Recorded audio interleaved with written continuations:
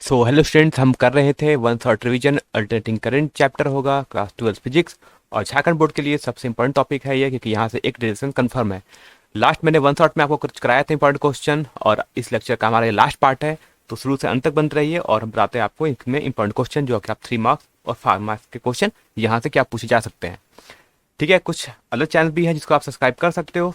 ठीक है, लिंक भी मिल जाएगा आपको हमारे चैनल पे। बात करते हैं, सबसे पहला हमारा टॉपिक होता है, इसको बोलते हैं ट्रांसफार्मर। ठीक है, ट्रांसफार्मर का क्वेश्चन ऐसा क्वेश्चन है जो आपको एग्जाम में 3 मार्क्स का क्वेश्चन पूछता है हर बार, है ना। हर 2 साल 3 साल में के बाद ये क्वेश्चन तो रिपीट ही करता है बार बार, ट्रांसफार्मर। याद रखना, वीक्यो हम हिंदी और इंग्लिश दोनों में है। तो सबसे पहले बात करते हैं ट्रांसफार्मर होता है क्या है। डायग्राम आपको एकदम बना कैसे आना है, सबसे सिंपल डायग्राम है, इससे सिंपल डायग्राम और कुछ नहीं हो सकता। ठीक है, तो डायग्राम बना लोगे तो डायग्राम पे भी 1 मार्क्स मिल जाते हैं।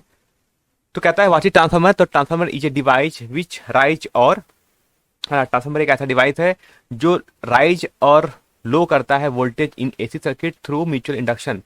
तो ट्रांसफार्मर क्या करेगा, एक ट्रांसफार्मर क्या करेगा, वोल्टेज को या तो इनपुट वोल्टेज से आउटपुट वोल्टेज में हाई करेगा, या हाई वोल्टेज को लो वोल्टेज में कन्वर्ट करेगा। ठीक है, याद रखेगा, high input voltage to low input voltage और low input voltage to high input voltage, मतलब ज्यादा से कम या कम से ज्यादा कर सकता है। कैसे करता है, through mutual induction. Mutual induction क्या होता है मैंने आपको पहले ही पढ़ा चुका है वन शॉट रिवीजन में।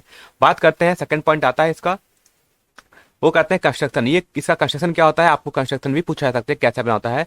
तो कहते हैं it consist of two wound on the same core. कह रहा है एक आयरन का कोर होगा, उसके ऊपर क्या किया रहेगा, उसके ऊपर आपको किया रहेगा 2 कॉइल्स किया हुआ रहता है। वुंड क्या होता है, मतलब उस पर लिपटा हुआ रहता है सेम कोर पर। The coil which connected to the source, एक ऐसा कॉइल जो सोर्स से कनेक्टेड होगा, उसे हम क्या बोलते हैं, उसे हम बोलते हैं प्राइमरी कॉइल कहते हैं, यानी जहां से हम इनपुट अप्लाइड करेंगे। वो कौन सा कॉइल हमारा, देखो तो ये हमारा ये कॉइल है, इस कॉइल को हम लोग बोलते हैं प्राइमरी कॉइल बोलेंगे। ठीक है, क्या बोलेंगे इसे हम बोलेंगे प्राइमरी कॉइल। ठीक है, ये बन जाएगा हमारा प्राइमरी कॉइल। वैसे ही देखोगे आप, जिधर हम लोड लेते हैं उधर भी हम कुछ तार को ऐसे लपेट के रखे हैं। इस तार को हम लोग बोलते हैं, यानी इस टाइप के वुंड को हम लोग बोलते हैं सेकेंडरी कॉइल, जहां से हम आउटपुट रिकॉर्ड करते हैं। ठीक है, इसे क्या बोलेंगे हम लोग, इसे हम लोग बोलते हैं सेकेंडरी कॉइल बोलते हैं। यानी बोल सकते हैं यहाँ पे, while the other which is connected to the load, जो लोड से कनेक्टेड होता है दूसरी साइड, जहां से हम आउटपुट कनेक्ट करते हैं, उसे क्या बोलते हैं, उसे हम सेकेंडरी बोलते हैं। तो ये हो गया ट्रांसफार्मर, ये हो गया इसका कंस्ट्रक्शन। ठीक है, बात आ गई ट्रांसफार्मर लिया हमने पढ़ लिया, कंस्ट्रक्शन पढ़ लिया। अब बात करते हैं किस प्रिंसिपल पर वर्क करता है, पूरा 3 मार्क्स का क्वेश्चन पे आता है। तो कहता है ये किस प्रिंसिपल पर वर्क करता है। तो इसका जो प्रिंसिपल है, यानी it's working principle is based on mutual induction, है ना। ये किस पे बेस्ड होता है, ये म्यूचुअल इंडक्शन पर बेस्ड होता है। म्यूचुअल इंडक्शन क्या होता था कि whenever there is a change in flux in the primary coil, जैसे ही पहले वाले प्राइमरी कॉइल में देखो, जैसे ही प्राइमरी कॉइल में कुछ फ्लक्स चेंज होगा, है ना, प्राइमरी कॉइल में क्या होगा, फ्लक्स चेंज होगा, तो वो फ्लक्स किस पे चेंज होगा, वो उतना ही फ्लक्स हमारा चेंज होगा सेकेंडरी कॉइल में भी। और इस प्रकार क्या होगा कि सेकेंडरी कॉइल में फ्लक्स चेंज होगा, तो सेकेंडरी कॉइल में फ्लक्स के चेंज के कारण उसमें एक ईएमएफ इंड्यूस होगा, उसमें एक वोल्टेज प्रोड्यूस हो जाएगा। तो whenever there is a change in flux in the primary coil, an EMF is induced in the secondary coil। तो इसी तरह क्या होगा, दूसरे कॉइल में, सेकेंडरी कॉइल में भी ईएमएफ इंड्यूस हो जाएगा। वो कैसे होता है, तो देखो जैसे ही इसमें से आप करंट फ्लो कराओगे, करंट में मैग्नेटिक फील्ड लाइन निकलेगी, जो मैग्नेटिक फील्ड लाइन दूसरे से भी ऐसे क्रॉस करती है ना। ये क्या बनाया मैंने रेड कलर से, ये बनाया मैंने मैग्नेटिक फील्ड लाइंस। तो देखो ये magnetic field line secondary coil से भी क्रॉस कर रही है। तो पहले वाला क्या करेगा, पहले वाला मैग्नेटिक फील्ड जनरेट करेगा, और जिससे मैग्नेटिक फील्ड लाइन निकलेगी, वो मैग्नेटिक फील्ड लाइन दूसरे वाले कॉइल से भी क्रॉस करेगी, यानी दूसरे वाले कॉइल में मैग्नेटिक फ्लक्स चेंज होगा, और चेंज होगा तो उसमें क्या होगा, उसमें एक ईएमएफ इंड्यूस होगा। बात समझ आ गया, ये हो गया कंस्ट्रक्शन, ये हो गया प्रिंसिपल, पूरा मैंने हिंदी में समझा दिया है। अब सेम चीज रहा ये हिंदी मीडियम के स्टूडेंट्स के लिए भी, वो भी याद रखें, इसे क्या बोलते हैं, एक को हम लोग बोलते हैं प्राइमरी कॉइल बोलेंगे, एक को बोलेंगे हम लोग सेकेंडरी कॉइल ना। ये तो हमारा प्राइमरी कॉइल हो जाएगा, इसे हम बोलते हैं सेकेंडरी कॉइल बोलते हैं। ठीक है, सब कुछ बता रहा हूँ, डायग्राम बनाकर आना है। ट्रांसफार्मर क्या है, एक ऐसा उपकरण है जो पारस्परिक प्रेरण के माध्यम से एसी सर्किट में वोल्टेज बढ़ाता या घटाता है। तो हमेशा रखना किस टाइप की सर्किट होनी चाहिए, एसी यानी अल्टरनेटिंग सर्किट होनी चाहिए, क्योंकि अल्टरनेटिंग सर्किट में ही करंट चेंज होता है, और करंट चेंज होने से मैग्नेटिक फील्ड भी चेंज होगी और मैग्नेटिक फ्लक्स भी चेंज होगा। ठीक है, सिद्धांत याद रखेंगे क्या होता है, ये पारस्परिक प्रेरण पर आधारित के अंदर, यानी जब एक प्राइमरी कॉइल में फ्लक्स और सेकेंडरी कॉइल में प्रेरित विद्युत प्रवाहन बल में परिवर्तन हो जाता है, यानी पहले में अगर फ्लक्स चेंज होगा तो दूसरे में फ्लक्स चेंज होगा, और दूसरे में एक ईएमएफ इंड्यूस हो जाएगा, मतलब उसमें एक ईएमएफ मतलब विद्युत प्रवाहन बल परिवर्तित हो जाएगा। ठीक है, इसमें दो कॉइल होते हैं, प्राइमरी कॉइल होते हैं और दूसरा को तो बोलते हैं प्राइमरी बाइंडिंग बोलते हैं और एक को बोलते हैं सेकेंडरी बाइंडिंग। दोनों लोहे के कोर पर लिपटे हुए होते हैं और कॉइल विद्युत रूप से अलग होते हैं लेकिन चुंबकीय रूप से एक दूसरे से जुड़े होते हैं। ये दोनों कॉइल देखोगे एक दूसरे से अलग अलग किया हुआ है लेकिन ये चुंबकीय रूप से एक दूसरे से जुड़े होते हैं। क्यों? क्योंकि दोनों में सेम फ्लक्स यानी same magnetic field lines cross करती है, इसलिए बोलते हैं ये चुंबकीय रूप से जुड़े होते हैं। बात समझ आ गई? बात करते हैं ट्रांसफार्मर के कितने टाइप्स हैं। तो सबसे पहला टाइप उसको बोलते हैं स्टेप अप ट्रांसफार्मर। ये क्या करता है, ये कन्वर्ट करता है लो वोल्टेज से हाई वोल्टेज में, है ना, उल्टा, या फिर हाई करंट से लो करंट में। याद रखना दोनों नहीं बढ़ेगा, एक बार में अगर वोल्टेज बढ़ेगा तो करंट कम हो जाएगा, याद रखना, ठीक है। और in this transformer number of turns in primary coil is less than secondary coil, यानी जो पहले में नंबर ऑफ टर्न्स रहेगा वो कम होगा और दूसरे में नंबर ऑफ टर्न्स रहेगा वो ज्यादा रहेगा। यानी पहले में अगर नंबर ऑफ टर्न्स पी है और दूसरे में नंबर ऑफ टर्न्स अगर एन एस है तो यहाँ पर देख सकते हो कि किसमें नंबर ऑफ कॉइल्स, किसमें नंबर ऑफ टर्न्स ज्यादा है। तो देखोगे प्राइमरी में कम टर्न्स है, सेकेंडरी में देखो बहुत ज्यादा टर्न्स बने हुए हैं, ठीक है। तो यहाँ पर याद रखना कि सेकेंडरी में जो नंबर ऑफ टर्न्स होगा वो हमेशा ज्यादा रहेगा किससे, प्राइमरी से, ठीक है। कैसे वर्क करेगा, तो वर्किंग का सिस्टम फिर से वही है कि वेन जब अल्टरनेटिंग करंट हम पास करते हैं थ्रू द प्राइमरी कॉइल तो वो क्रिएट करता है एक कंटिन्यूसली चेंजिंग फ्लक्स जो कि कहाँ से क्रॉस करता है, और ये जो चेंजिंग फ्लक्स होगा वो इंड्यूस क्या करेगा, वो एक इंड्यूस कर देगा alternating EMF in the secondary coil में, है ना। क्या करेगा, सेकेंडरी कॉइल में एक ईएमएफ इंड्यूस हो जाएगा। इस प्रकार इसमें क्या होता है कि since number of second turns in secondary coil is greater than primary, यानी जो सेकेंडरी में जो नंबर ऑफ टर्न्स है वो ज्यादा है प्राइमरी से, इसलिए सेकेंडरी में वोल्टेज भी ज्यादा होगा किससे, प्राइमरी से, ठीक है। बात याद रखना, इसलिए सेकेंडरी में वोल्टेज भी ज्यादा हो जाएगा प्राइमरी से। यानी प्राइमरी में अगर कम वोल्टेज सप्लाई करोगे तो सेकेंडरी में हमें ज्यादा वोल्टेज मिलेगा।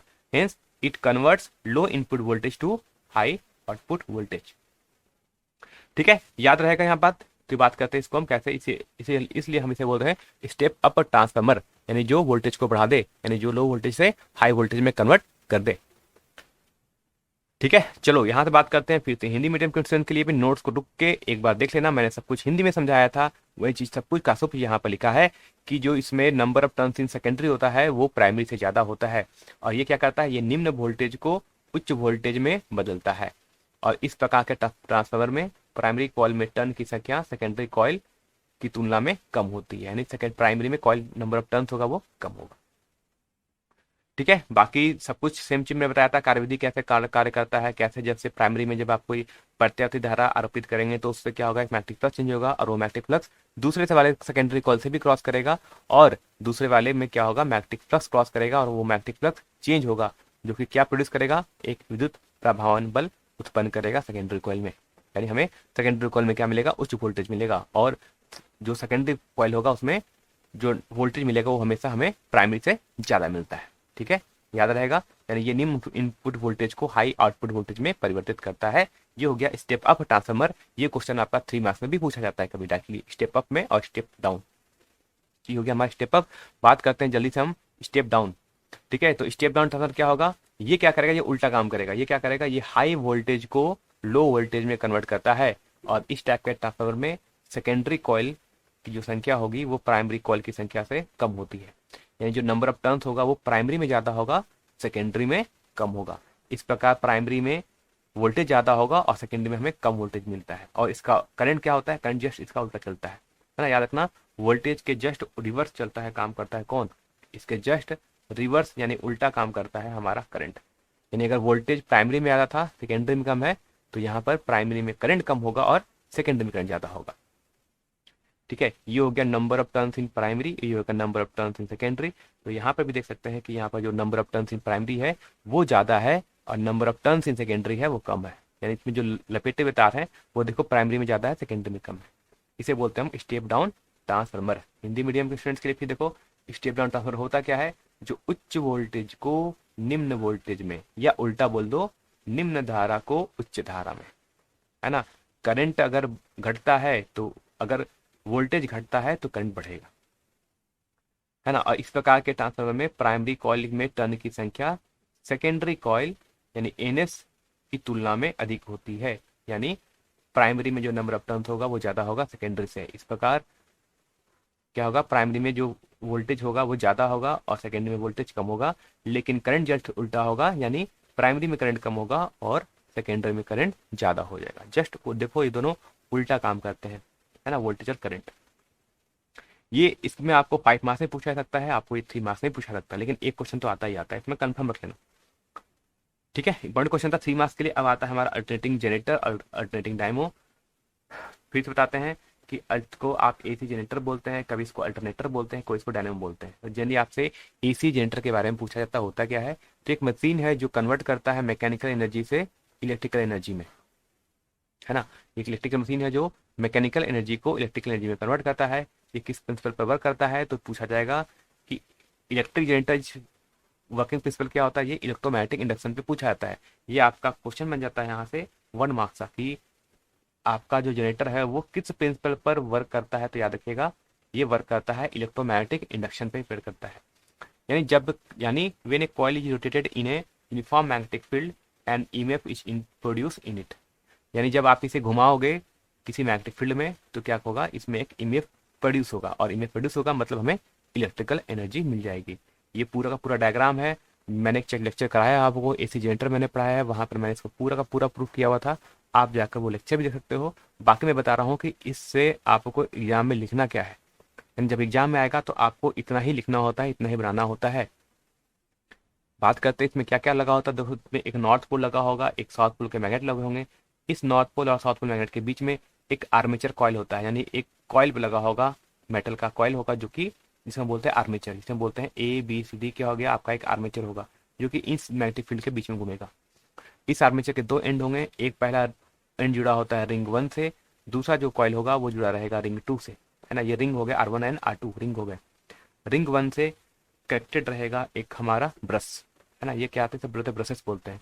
तो रिंग 1 से कनेक्टेड रहेगा ब्रश 1, रिंग 2 से कनेक्ट रहेगा ब्रश 2। यानी ये जो वायर आएगा वो ऐसा आएगा, देखो ये अंदर से क्रॉस करेगा, अंदर इसको टच नहीं करेगा, है ना, टच सीधा करेगा B2 को। ठीक है, बात समझ आनी चाहिए। और जो ए से आएगा रिंग, वो डायरेक्टली रिंग 1 को टच करेगा। ये हो गया, और हमें आउटपुट पे हमें क्या मिलता है, वोल्टेज मिलता है। ये हो गया हमारा अल्टरनेटिंग एसी जनरेटर, या फिर इसे हम डायनामो भी बोलते हैं, और इसका प्रिंसिपल वर्क होता है इलेक्ट्रोमैग्नेटिक इंडक्शन पे। ठीक है, इसके कितने कंपोनेंट्स हैं तो बात करते हैं। सबसे पहला, इसमें सबसे ज्यादा कितने पार्ट्स हैं, तो इसके 4 पार्ट्स हैं, और इसका वर्किंग भी आपको याद होना चाहिए। किसमें होता है, आर्मेचर में बताया था। आर्मेचर क्या होता है, आर्मेचर होता है ना, इसमें आर्मेचर होगा। आर्मेचर क्या होता है, आर्मेचर एक एलसीडी कॉइल था जिसमें consist of large number of turns बने होते हैं, है ना, जो कि एक इंसुलेटेड कॉपर वायर का होता है, और वो एक सॉफ्ट आयरन कोर के ऊपर रैप किया हुआ रहता है। यानी एक आपका ऐसा आयरन कोर होगा, है ना, एक आपका आयरन कोर हो गया, ये आयरन का कोर हो गया। इस पे क्या रहता है, इस पे वुंड किया हुआ रहता है ना, इस पे रैप किया हुआ रहता है इस टाइप से पूरा, है ना। इसके ऊपर चारों ऊपर क्या होता है, हम ऐसे रैप कर देते हैं वायर, इसे बोलते हैं आर्मेचर। ठीक है, और क्या लगा होता है, ये 2 स्ट्रॉन्ग मैग्नेटिक फील्ड, एक नॉर्थ पोल और साउथ पोल के बीच में लगा होता है, जिसे हम बोलते हैं स्ट्रॉन्ग मैग्नेटिक फील्ड। यानी a strong magnet, strong permanent magnet और an electromagnetic which north pole south pole are cylindrical in shape in the field magnet, जो क्रिएट क्या करते हैं, जो मैग्नेटिक फील्ड क्रिएट करेंगे साउथ पोल और नॉर्थ पोल। इसमें 2 स्लिप रिंग होते हैं, जो मैंने दिखाया था, इसमें 2 स्लिप रिंग होते हैं। तो the 2 ends of the armature coil are connected to 2 brass slip rings R1 and R2, है ना। आर्मेचर के जो 2 एंड आएंगे, वो एंड कहाँ से जुड़े होंगे, एक जुड़ा रहेगा रिंग 1 से और दूसरा जुड़ा रहेगा रिंग 2 से, R1 एंड R2 से, इसे बोलते हैं रिंग। ठीक, रिंग 1 जो रहेगा, रिंग 1 से कनेक्टेड क्या होगा, एक कनेक्ट रहेगा ब्रश B1, और रिंग 2 से कनेक्ट रहेगा एक ब्रश B2। ठीक है, तो बोलते हैं लास्ट में आता है हमारा कार्बन ब्रशेस। तो 2 carbon brushes B1 and B2 are placed against the slip ring. ये जो R1 R2 से क्या रहता है, 2 कार्बन ब्रश ज्वाइंट रहते हैं, मतलब उस पर कनेक्ट में रहते हैं हमेशा। These brushes are connected to the load through the which output is obtained. और ये कहाँ जुड़ा रहेगा, ये 2 ब्रश B1 और B2 रहेगा, ये आउटपुट से जुड़ा होता है, मतलब हमें जहाँ आउटपुट वोल्टेज चाहिए उससे ये जुड़ा रहता है। वर्किंग आपसे नहीं पूछा जाता है बहुत ज़्यादा, लेकिन आप एक वर्किंग को देख लो कि वर्किंग ये कैसे वर्क करता है। बता देते हैं कि जब आर्मेचर कॉइल को ABCD को रोटेट किया जाता है इन मैग्नेटिक फील्ड में बाय स्ट्रॉन्ग फील्ड मैग्नेट से, तो ये कट करता है magnetic field lines of forces को, और इस प्रकार से magnetic flux link with the coil change. यानी इस प्रकार जो कॉइल होगा, कॉइल में से मैग्नेटिक फ्लक्स जो हो, जो फील्ड ऑफ लाइन्स है वो चेंज होती है हमेशा, क्योंकि जब वो घूम रहा है ना, जब घूमेगा तो उसका जो एरिया है वो, और उसमें से जो फील्ड लाइन क्रॉस कर रही है वो चेंज होगी, क्योंकि हमारा रिंग फिक्स नहीं है ना, हमारा जो आर्मेचर वो फिक्स नहीं है, उसका एरिया वो रोटेट कर रहा है। इस प्रकार से क्या होता है, कॉइल में एक ईएमएफ इंड्यूस हो जाएगा, क्योंकि उसमें फ्लक्स चेंज हो रहा है, फ्लक्स चेंज होगा तो ईएमएफ इंड्यूस हो जाएगा यूजिंग लेंज लॉ, है ना। And the direction of induce EMF और the current in the coil is determined by the Fleming right hand rule. और इसे हम कैसे फाइंड आउट करते हैं, इसे हम फ्लेमिंग के राइट हैंड रूल से, है ना, इसको हम फ्लेमिंग के राइट हैंड रूल से निकालते हैं। और करंट फ्लो करता है B1 से in one direction of half of the revolution. जब अल्टरनेटिंग करंट का हाफ साइकिल होगा तो उसमें करंट फ्लो करेगा B1 से, और उसके बाद B2 से क्रॉस करेगा अगले हाफ रिवोल्यूशन में, जब वो करंट का डायरेक्शन उल्टा हो जाएगा। दिस प्रोसेस इज रिपीटेड और EMF produce each of alternating nature. और इस प्रकार से जो हमारा जो कंटिन्यूसली एसी करंट का, है ना, डायरेक्शन चेंज होता रहता है, जो हमें आउटपुट मिलेगा उसका करंट क्या होगा, हमेशा चेंज होते रहता है। ठीक है, बात हो गया, ये रहा हिंदी मीडियम के स्टूडेंट्स के लिए भी, इसको चाहे तो आप नोट डाउन कर लेना, अच्छे से लिख लेना। जो मैंने बताया आपको वो चीज़ यहाँ भी लिखा हुआ है कि कांतिक ऊर्जा को विद्युत ऊर्जा में परिवर्तित करने का उपकरण है। ठीक है, ये इलेक्ट्रोमैग्नेटिक इंडक्शन के सिद्धांत पर काम करता है, यानी जब कॉइल को एक समान चुंबकीय क्षेत्र में घुमाया जाता है तो उसमें एक प्रेरित ईएमएफ उत्पन्न होती है। डायग्राम बना लेना अच्छे से, डायग्राम आता है, डायग्राम पे भी आपको 1 मार्क्स मिल जाते हैं, तो डायग्राम बना भी लोगे तो आपको भी यहाँ से 1 मार्क्स मिल जाएंगे। ठीक है, अगर आपसे पूछा है तो इसका निर्माण ये कैसे बना होता है, इसमें आर्मेचर लगा होता है, चुंबक क्षेत्र लगा होता है, छल्ले लगे होते हैं और ब्रश लगे होते हैं। ठीक है, चीज़ों को पढ़ लो, बहुत ईजी, मतलब मैंने बहुत ही ईजी लैंग्वेज में सबको लिखा है ताकि आपको पढ़ने में कोई दिक्कत नहीं हो, है ना। इसको हमने हिंदी में बहुत अच्छे से ट्रांसलेट किया है, बहुत ही आसान भाषा में ट्रांसलेट किया है, ताकि आपको एग्जाम में लिखने में भी कोई परेशानी ना हो। इसका कार्यप्रणाली क्या है, कार्यप्रणाली भी लिख दिया है मैंने कि जब आर्मेचर क्षेत्र को एबीसीडी को विद्युत क्षेत्र में घुमाया जाता है तो यह विद्युत चुंबकीय क्षेत्रांक को काटता है और इस प्रकार कुंडली से जुड़े चुंबकीय फ्लक्स में परिवर्तन होता है। और चुंबकीय फ्लक्स में परिवर्तन होगा तो क्या होगा, एक विद्युत प्रवाहक बल स्थापित हो जाएगा, यानी एक ईएमएफ इंड्यूस हो जाएगा। और विद्युत प्रवाहक बल और या फिर कुंडली में धारा की दिशा होती है वो फ्लेमिंग के हम दाहिने हाथ के नियम से निर्धारित करते हैं। ठीक है, और करंट ब्रश B1 के माध्यम से आधी क्रांति की एक दिशा में यानी हाफ साइकिल में वो B1 से करंट फ्लो करता है और आधे हाफ साइकिल में वो V2 से करंट फ्लो करता है। इस प्रकार ये प्रक्रिया दोहराई जाती है और हमें उत्पादित यानी हमें जो प्रोड्यूस ईएमएफ मिलेगा वो प्रत्यावर्ती प्रकृति का होता है, यानी अल्टरनेटिंग नेचर का होता है।